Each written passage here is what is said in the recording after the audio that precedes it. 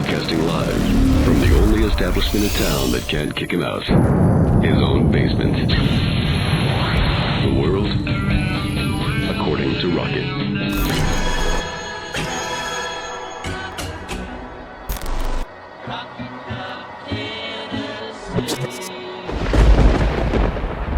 Hey, now it is Rocket Man. Thank you so much for being here. Appreciate it. It's Tennessee, Georgia week. What? How did that happen so fast? Holy crackers. Life is just speeding by. This has been the fastest year of my life. I got to tell you, I got a lot to talk about today with Tennessee and Georgia coming up this weekend. But first, I want to give a shout out to my good friends Deb and Trey at DockeryDestinations.com. If you're planning a Christmas trip or want to, or maybe just a winter wonderland visit somewhere in the world and go skiing, or a spring break trip, something exotic and sandy and beachy for the summer, doesn't matter whether you want to go around the world or around the corner. Give my friend Deb a call, 615-863-1263. She will hook you up, and thank you so much for being a part of our show. The absolute first thing that's on everybody's mind is how is Nico. Coach Heupel offered an update today on Nico as it pertains to the Georgia game.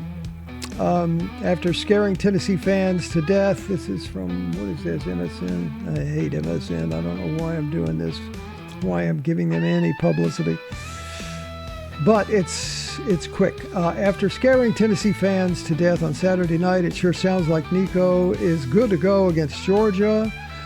Heupel said that the staff held him out in the second half. You know the story against Mississippi State as a precaution. He said he expected Iamaleava to play against Georgia after the game, and here it is. This is the news. He reiterated that today. Quote, he was with us today and had a good day. What does that mean? He was at practice today. He practiced and had a good day and feel like he'll be in great shape for Saturday. All right, so that is the update. I'm sure everybody's on pins and needles about that, right? Yeah, understandably. But he's okay. He'll be playing on Saturday. Here we go. First things first. Football Yoda. Tennessee versus Georgia. All right, rushing. The edge goes to Tennessee as their rushing game is more effective and Georgia's rushing attack may struggle against Tennessee's stout rush defense. That's good news. Passing. The edge goes to Tennessee's defense, could limit Georgia's passing effectiveness. But Georgia, consistent with their passing strategy, still might have the edge there and gain some yardage. Turnovers. The edge goes to Tennessee, as Georgia's turnover vulnerability could provide Tennessee with key scoring opportunities. Penalties.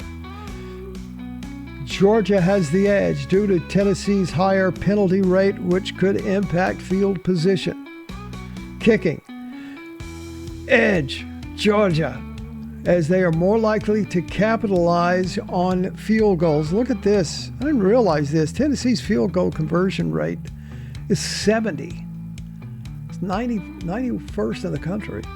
While Georgia's kicking game, field goal conversion rate 93%, for crying out loud. That's not good news. Overall metrics, the edge goes to Georgia, especially in the red zone efficiency, which could play a critical role.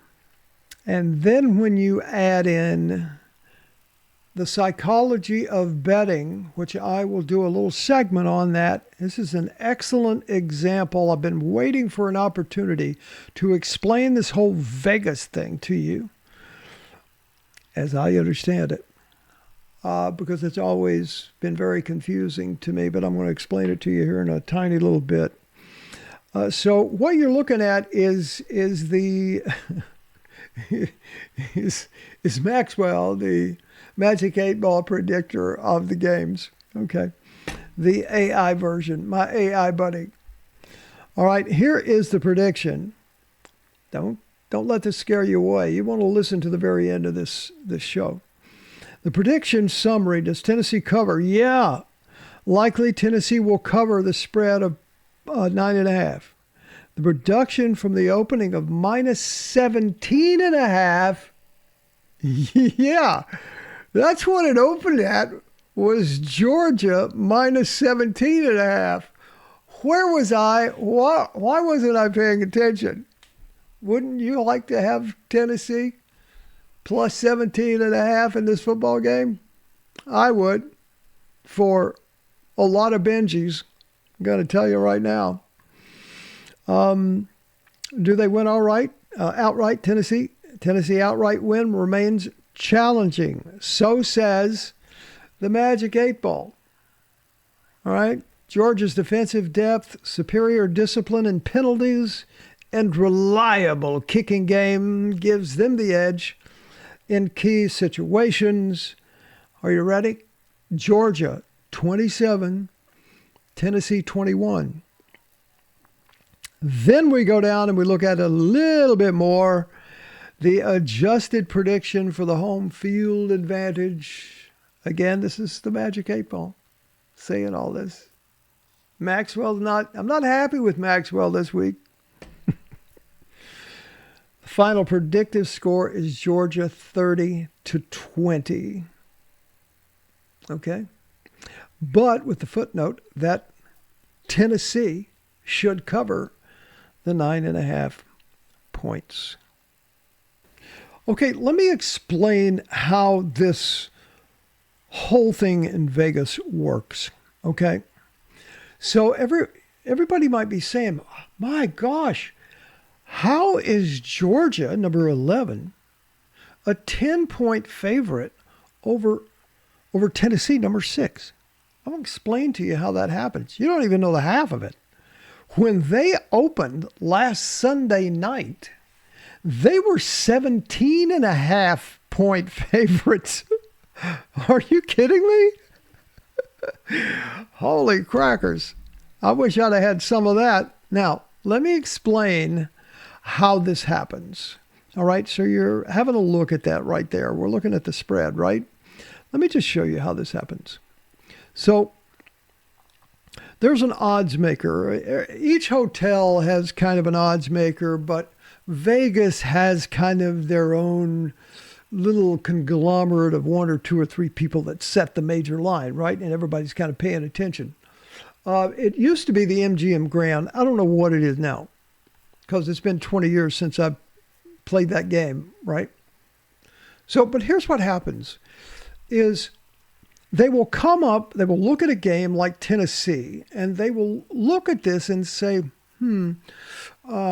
Georgia, Tennessee, what really should it be? All right, I'm going to show you. Let me take this down for a second. And let me get over here.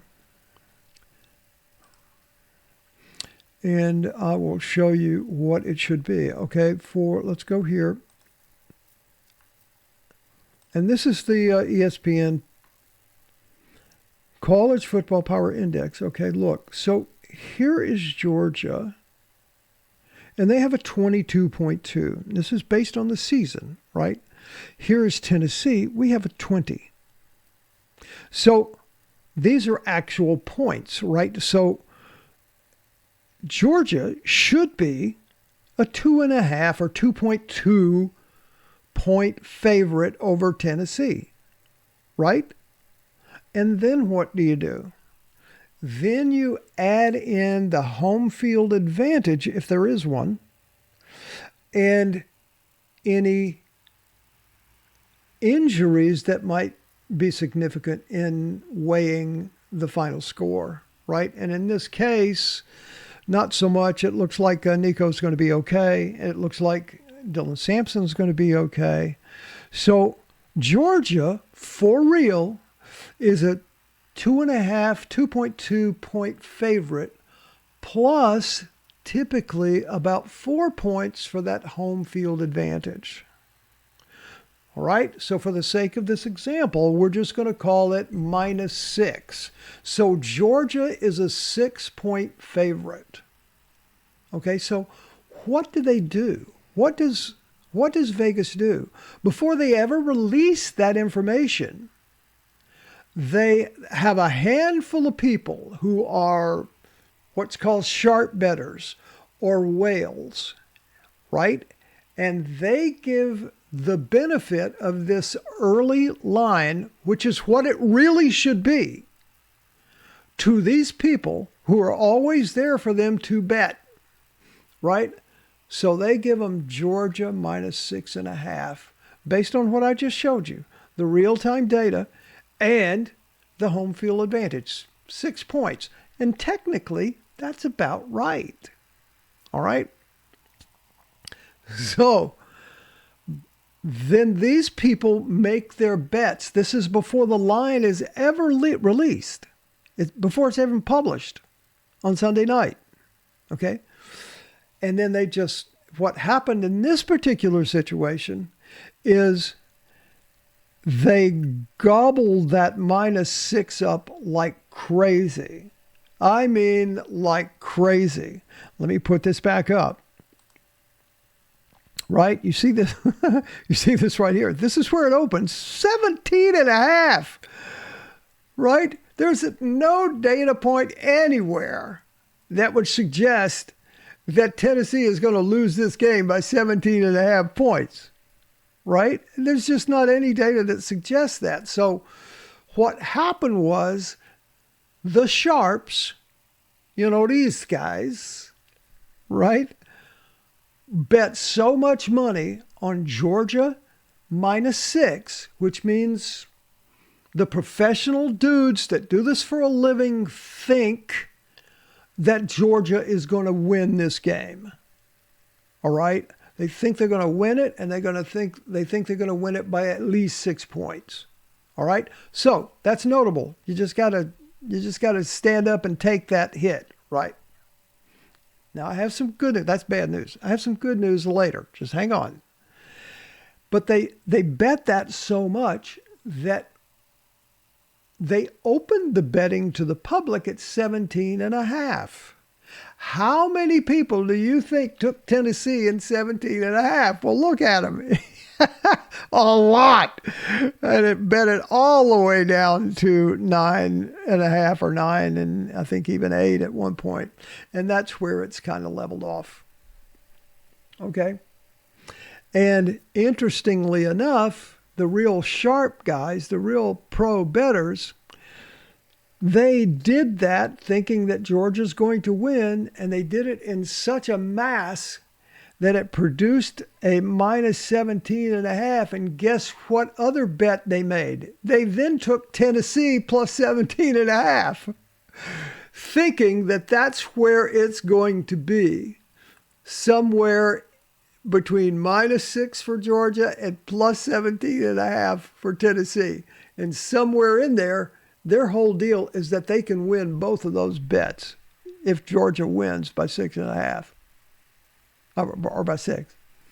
So that's why that spread is just so weird to see that, because that's just how the pros do it. And let's get to my 3 reasons why the Tennessee Vols are going to beat number 11, Georgia.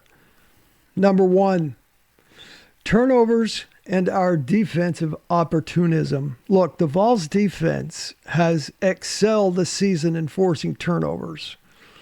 Okay? Ain't no secret. They're good at doing that. If Tennessee's defense can capitalize again this weekend on that, we're going to do well. Now, let me just say this. Georgia is a throw-the-ball first offense. They've thrown the ball like 62, 63% of the time, right? Tennessee's the opposite. Tennessee runs the ball 62, 63% of the time. But Georgia's quarterback, Carson Beck, has thrown 15 interceptions this year. Okay, forget that. In the last 3 games, which is what I base all of my handicapping on, in the last 3 games, he's thrown 8 interceptions. And Tennessee is the toughest defense he's faced yet. And that's coming at him on Saturday. That's reason number 1. Look for him to throw some interceptions this weekend. Reason number 2. I was today years old when I realized, the other night during the live, I was bitching and moaning because, God, these plays are just so not creative at all. I mean, really, and we joke on the live all the time about, here comes another run it up the middle. It's 4th and 15. We'll run it up the middle. And I bitch. I actually said these words. I said, this is the most uncreative football team in play calling as I've ever seen in a long time. And I was pissed off, and I'm going, keeping in mind, we won the game 33-10. Aha. Right? And it occurred to me today that Heupel just might be crazy like a fox. Right? When Nico went down and Gaston Moore came in, I saw 2 or 3 plays that I hadn't seen either before ever or in a long time. And I went, oh, well, that's kind of weird. So what that said to me is, wait a minute, get some perspective here, Rocket Man. There are creative plays on and in the books. But he's not going to pull them out until he needs to. He didn't need to against Mississippi State when I was bitching about it, right? I remember him playing Iowa, Nico's very first start back in the whatever bowl. What was that? The Citrus Bowl that they played at the first of the year? And he ran a couple of plays. Remember how Nico took it in the shotgun, and he ran like he was going to do a quarterback draw, and then pull back and poop right over to the tight end. I'd never seen them run that play before. I saw Tim Tebow run that play when he played for Florida. But that's what I've been thinking. And remember that Heupel, in unusual circumstances or emergency circumstances, will show some creativity with his play calling and play development. And I bet we're going to see a little bit of that, if not a lot of that, this weekend. That's reason number 2. And here's the third reason. The Vols are peaking right now. Now, I know some of you battered Vols syndrome sufferers don't understand that, but it's true. They are peaking.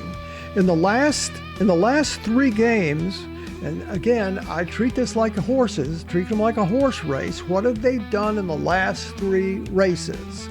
What have they done in the last 3 games? In the last 3 games, Tennessee is averaging 28.4, I think, points per game. In the last 3 games, Georgia is averaging 24 points a game. And one of those is a loss, a humiliation to Ole Miss last weekend, where they scored 10 points. And I'm going to throw in a 4th game